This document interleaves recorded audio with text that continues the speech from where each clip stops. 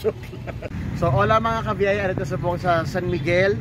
Lantawon natin kung anong may ari dito sa San Miguel, ang ilang mga historical attraction or tourism attraction dito sa San Miguel. Kag may pakita kami karon sa inyo nga mga old photo nila din sa kabilog, and then may pagit sila nga do legend nga mga photo ipakita man namon karon sa inyo. So malakad kita sa aton nga first destination diri man mismo sa San Miguel. So ready na kamo mga kabiyay? So let's go!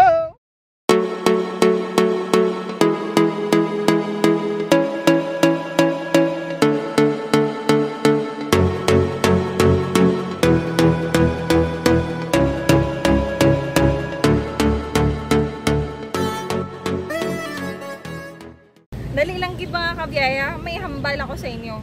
Balaan nyo, ako na subong si Sam. Balaan nyo nga ang dati nga name sang San Miguel is Anggoy. Naging Anggoy siya then until nga nag-abot ang 1852 under kay Kapitan Tiborcio Montaño, naging official nga San Miguel ang San Miguel. So dali naging as in official nagiday na lakata.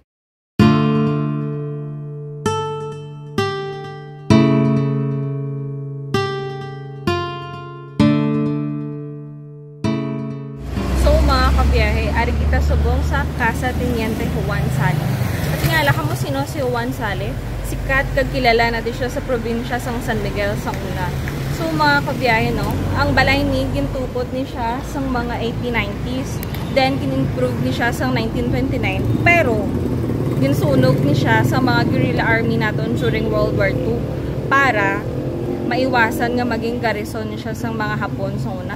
So amo na opisyo sa mga guerrilla army ta sa una ginasunog nila para hindi man pangimpusulan sang Hapon, di ba? So lang tawo naton mga kabe ang present nga itsura sang balay sa subong nga Cebu.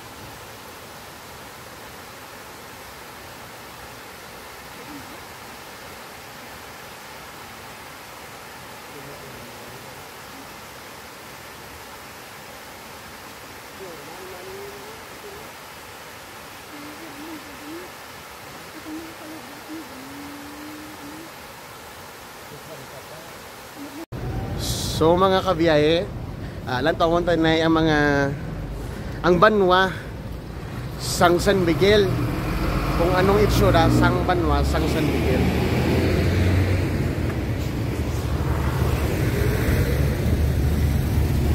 Lantawon na ito na itsura sa San Miguel, pero ang gabarakang itsura ko.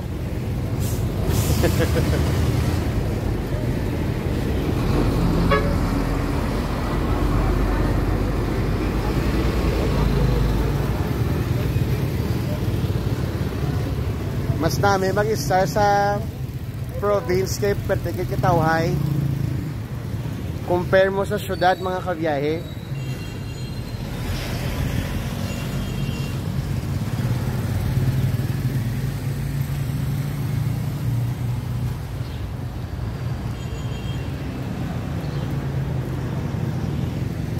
Ito ano mo na yung ginatawag ilang gym sa San Miguel.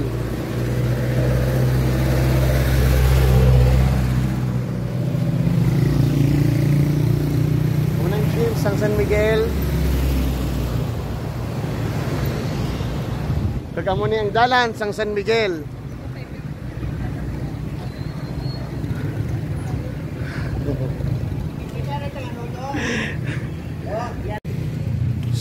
So mga kabiyahe, hasta na lang kita diri sa San Miguel.